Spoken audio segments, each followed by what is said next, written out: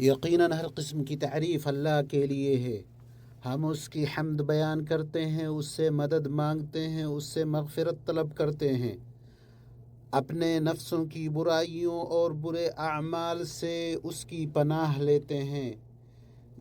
جسے اللہ ہدایت دے اسے کوئی گمراہ کرنے والا نہیں، اور جسے اللہ گمراہ کرے اسے کوئی ہدایت دینے والا نہیں۔ میں گواہی دیتا ہوں کہ ایک اللہ کے سوا کوئی معبود برحق نہیں، اس کا کوئی شریک نہیں، اور میں گواہی دیتا ہوں کہ محمد اس کے بندے اور رسول ہیں۔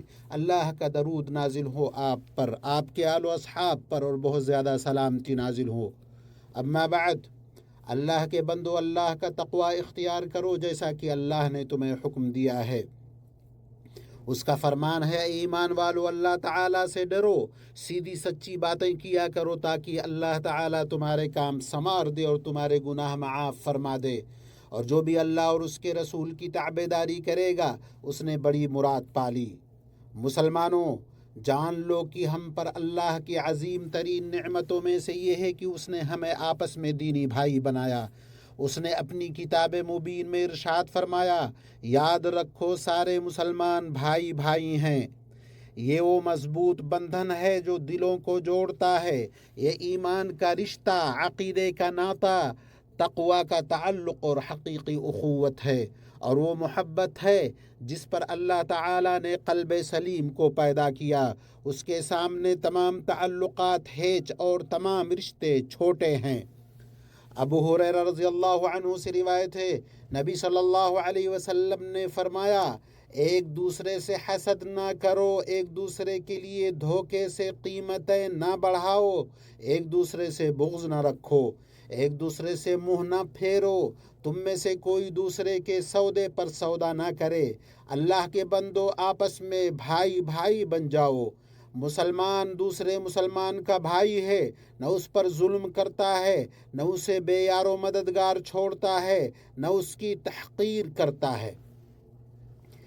تقوی یہاں ہے، اور آپ صلی اللہ علیہ وسلم نے اپنے سینے کی طرف 3 بار اشارہ کیا، پھر فرمایا، کسی آدمی کے برے ہونے کے لیے یہی کافی ہے کہ وہ اپنے مسلمان بھائی کو حقیر سمجھے۔ ہر مسلمان پر دوسرے مسلمان کا خون، مال اور عزت حرام ہے۔ مومنوں، مسلمانوں کے بیچ باہمی اخوت، اتحاد و اتفاق شرعی فریضہ ہے، اور اللہ کے نبی صلی اللہ علیہ وسلم نے اس تعلق کو بیان کرنے میں ہمارے لیے سب سے شاندار مثال بیان کی۔ آپ صلی اللہ علیہ وسلم نے فرمایا، مسلمانوں کی ایک دوسرے سے محبت، ایک دوسرے کے ساتھ رحم دلی اور ایک دوسرے سے شفقت کی مثال ایک جسم کی طرح ہے۔ جب اس کے ایک عضو کو تکلیف پہنچتی ہے تو باقی سارا جسم بے خوابی اور بخار کی تکلیف میں مبتلا ہو جاتا ہے۔ آپ صلی اللہ علیہ وسلم نے مسلمانوں کو ایک چیز، ایک جسم اور ایک عمارت بتایا، چنانچہ ان پر واجب ہے کہ وہ باہم ایک دوسرے پر رحم کریں، ایک دوسرے سے ہمدردی کریں، ایک دوسرے کی خیر خواہی کریں، حق کے ساتھ ایک دوسرے کی مدد کریں، اور ایک دوسرے کے لیے وہی دعا کریں جو اپنے لیے پسند کرتے ہیں۔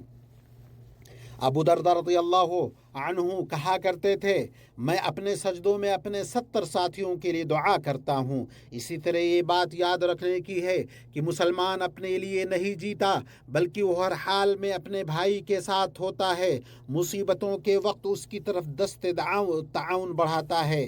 آپ صلی اللہ علیہ وسلم نے فرمایا، مسلمان ایک آدمی کی طرح ہیں، اگر اس کی آنکھ کو تکلیف پہنچتی تو اس کے پورے وجود کو تکلیف پہنچتی ہے، اور جب اس کے سر میں درد ہوتا ہے تو اس کے پورے وجود کو درد ہوتا ہے۔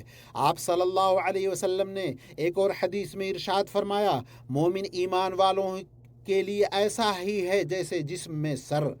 اہل ایمان کو پہنچنے والی مصیبت سے مومن کو تکلیف پہنچتی ہے، ویسے ہی جیسے جسم کو پہنچنے والی تکلیف سے سر کو تکلیف ہوتی ہے۔ بھائیوں، مسلمانوں کے بیچ اتحاد و اتفاق کوئی ثانوی معاملہ نہیں، بلکہ وہ ایمانی زندگی کی بنیادوں میں سے ایک بنیاد ہے۔ اسی سے نعمتیں ہمیشہ رہتی اور عذاب دفع ہوتے ہیں۔ اسلام اسی لیے آیا کہ بکھرے دلوں کو جوڑے، باہم نفرت کرنے والوں کے درمیان محبت اور الفت ڈال دے، اور یہ مطلوبہ باہمی اتحاد ہم سے کئی واجبات کا تقاضا کرتا ہے، جن میں سے یہ ہے کہ دلوں کو کینہ، حسد اور بغض سے پاک کیا جائے، لوگوں کو ایذا پہنچانے سے باز رہا جائے، مدد نصرت حق کے ساتھ ہو، جیسے کہ مظلوم کی مدد، ظالم کو ظلم سے روکنا، مسلم بھائیوں کی خبرگیری کی جائے، انہیں خوش کیا جائے، ہر طرح سے ان کی غمگساری کی جائے۔ اگر وہ دیکھے کہ کوئی مسلمان بھائی تکلیف میں ہے، وہ فقر سے دوچار ہے یا کوئی ضرورت آ پڑی ہے، کسی مشکل میں پھنس گیا ہے، کسی مصیبت کا شکار ہے، تو اس پر خوش نہ ہو بلکہ اس پر رحم کرے، اس کی مصیبت پر دکھ محسوس کرے، اس کی تکلیفوں سے درد محسوس کرے اور اسے وہ سب کچھ فراہم کرے جس کی اسے ضرورت ہے، اس مصیبت کو کم کرنے کی کوشش کرے جو اس پر نازل ہوئی ہے۔ ایمانی بھائیوں، ایمانی بھائی چارہ کا تقاضا ہے کہ امت کے افراد ایک دوسرے کا سہارا بنیں، ایک دوسرے کا تعاون کریں، جیسا کہ اللہ نے فرمایا، نیکی اور تقوی پر ایک دوسرے کی مدد کرو۔ اللہ نے ہر طرح کی دینی اور دنیاوی بھلائی میں تعاون کا حکم دیا اور یہ سب نیکی اور تقوی میں شامل ہے۔ بعض سلف نے کہا، نیکی پر تعاون اتفاق رائے کا باعث بنتا ہے، اتفاق رائے سے مقصد حاصل ہوتا ہے اور اس سے محبت پیدا ہوتی ہے۔ شیخ الاسلام ابن تیمیہ رحمہ اللہ نے فرمایا، اولاد آدم کی زندگی اور دنیا میں ان کا گزر بسر ایک دوسرے کی مدد کے بغیر نہیں ہو سکتا، اور دین کے معاملات میں تعاون کی ایک اہم صورت ہے امر بالمعروف اور نہی عن المنکر پر تعاون کیا جائے، لوگوں کو بھلائی کی تعلیم دینے اور اللہ کی طرف دعوت دینے میں ایک دوسرے کی مدد کی جائے۔ یہ تعاون کے بہترین اور سب سے زیادہ مؤثر طریقوں میں سے ہے، کیونکہ اس میں جاہل کی رہنمائی، غافل کی یاد دہانی، گمراہ کی ہدایت، معاشرے کی اصلاح ہے۔ یہ ذمہ داری مسلمانوں سے ان کی استطاعت کے بقدر مطلوب ہے۔ کچھ لوگ اپنے علم کے ذریعے تعاون کریں، کچھ اپنے مال سے، کچھ اپنے اثر و رسوخ سے، اور کچھ اس خیر کی طرف رہنمائی کر کے اور لوگوں کو اس پر آمادہ کر کے تعاون کریں۔ اس نفع بخش میدان میں باہم تعاون کرنے والوں کا اجر کتنا عظیم ہے کہ رسول اللہ صلی اللہ علیہ وسلم نے ارشاد فرمایا، جو شخص کسی ہدایت کی طرف بلائے اسے ان سب لوگوں کے برابر اجر ملتا ہے جو اس کی پیروی کریں، اور اس سے ان کے اجر میں کوئی کمی نہیں ہوتی۔ جہاں تک دنیاوی معاملات میں مشروع تعاون کی بات ہے تو اس کے بہت سے میدان ہیں۔ دنیا میں لوگوں کے تعاون کی ضرورت ختم نہیں ہوتی۔ اس میں تعاون کی صورتوں میں سے پریشان حال لوگوں کی تکلیفیں دور کرنا، محتاجوں کی ضرورتیں پوری کرنا، کیونکہ مشکل حالات میں لوگوں کو تعاون کی اشد ضرورت ہوتی ہے۔ فرمان ربانی ہے، اور ان کی بہت سی سرگوشیوں میں کوئی بھلائی نہیں سوائے اس کے کہ کوئی صدقہ کرنے یا نیکی کا حکم دینے یا لوگوں کے درمیان اصلاح کرنے کی بات کرے، اور جو شخص یہ کام اللہ کی رضا چاہنے کے لیے کرے تو ہم اسے بہت بڑا اجر عطا کریں گے۔ اللہ مجھے اور آپ کو قرآن عظیم میں برکت دے، اس کی آیات اور حکیمانہ ذکر سے نفع عطا فرمائے۔ میں یہ بات کہہ کر اپنے لیے اور آپ سب کے لیے، تمام مسلمانوں کے لیے اللہ سے تمام تعریف اللہ کے لیے ہے، اس کے احسان پر، اسی کے لیے شکر ہے، اس کی توفیق اور انعام پر۔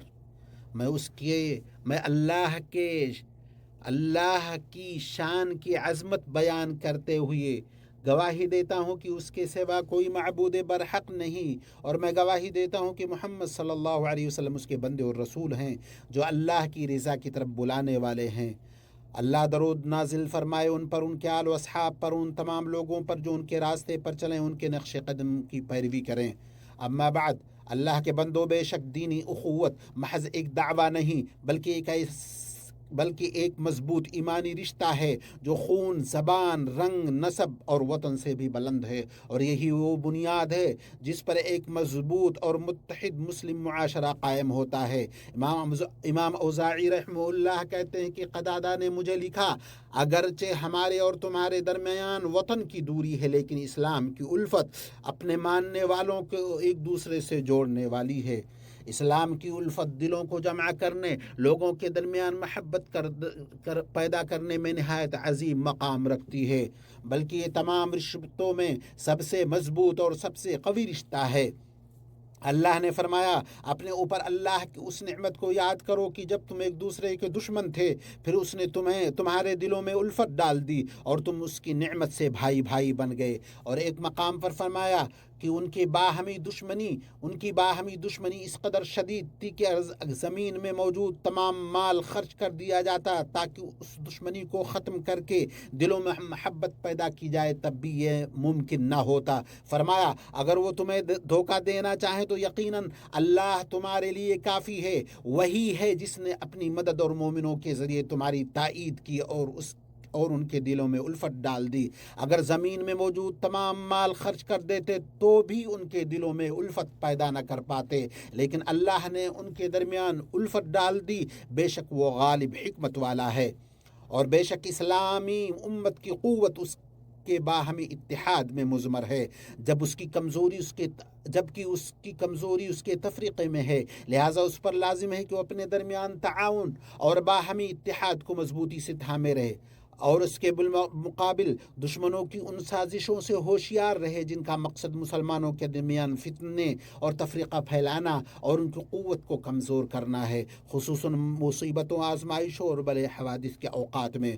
سنو اللہ کے بندو، اللہ کے اس حکم کو یاد رکھو۔ اس نے فرمایا، بے شک اللہ اس کے فرشتے نبی پر درود بھیجتے ہیں، اے ایمان والو تم بھی درود و سلام بھیجو۔ اے اللہ درود و سلام اور برکت نازل فرما اپنے بندے اور رسول محبت پر اور ان کے تمام آل و اصحاب پر۔ اے اللہ اسلام اور مسلمانوں کو غلبہ عطا فرما، ہمارے اس ملک اور مسلمانوں کے تمام ممالک کو امن و اطمینان اور خوشحالی والا بنا دے۔ اے اللہ جو کوئی اس ملک کے امن و استحکام کے خلاف برائی کا ارادہ کرے، اس کی چال اسی پر لوٹا دے، اس کی تدبیر کو اس کی تباہی کا سبب بنا دے۔ اے اللہ امت اسلامیہ اور اس کے ممالک کی حفاظت فرما اور انہیں ظالموں کی زیادتی، دشمنوں کے حملوں اور سرکشوں کے ظلم سے محفوظ رکھ، اور انہیں جنگوں، فتنوں، مصیبتوں اور آزمائشوں کے شر سے بچا۔ اے اللہ کمزوروں، تیری راہ میں جہاد کرنے والوں، سرحدوں پر پہرہ دینے والوں اور حدود کی محافظوں کی مدد فرما۔ اے اللہ ہمیں ہمارے وطنوں اور گھروں میں امن عطا فرما، ہمارے پیشواؤں اور حکمرانوں کی اصلاح فرما۔ اے اللہ ہمارے حاکم خادم حرمین شریفین کو ان اقوال و اعمال کی توفیق عطا فرما جو تجھے پسند ہوں اور جن سے تو راضی ہو، اے حی و قیوم۔ اے اللہ انہیں اور ان کے ولی عہد کو اپنی ہدایت اور اپنے تقوی کی توفیق عطا فرما۔ اے اللہ فلسطین میں ہمارے بھائیوں کا اور دنیا کے تمام مقام پر موجود ہمارے بھائیوں کا مددگار بن جا اے رب العالمین۔ اے اللہ ان کی پریشانیوں کو دور فرما، ان کی تکلیفیں ختم کر، ان کے درمیان اصلاح فرما، ان کے حق میں تدبیر کر اور ان کے خلاف نہیں۔ اے اللہ ہمارے دلوں میں محبت پیدا فرما، ہمارے باہمی تعلقات کی اصلاح فرما، ہمیں سلامتی کے راستوں کی ہدایت دے۔ اے اللہ ہمارے کانوں، ہمارے آنکھوں، ہمارے دلوں کی اصلاح فرما۔ اے اللہ درود و سلام نازل فرما محمد صلی اللہ علیہ وسلم پر، جو تمام مخلوق میں سب سے بہتر تمام انسانوں کے سردار ہیں، اور ان کے آل و اصحاب پر بھی جو تقوی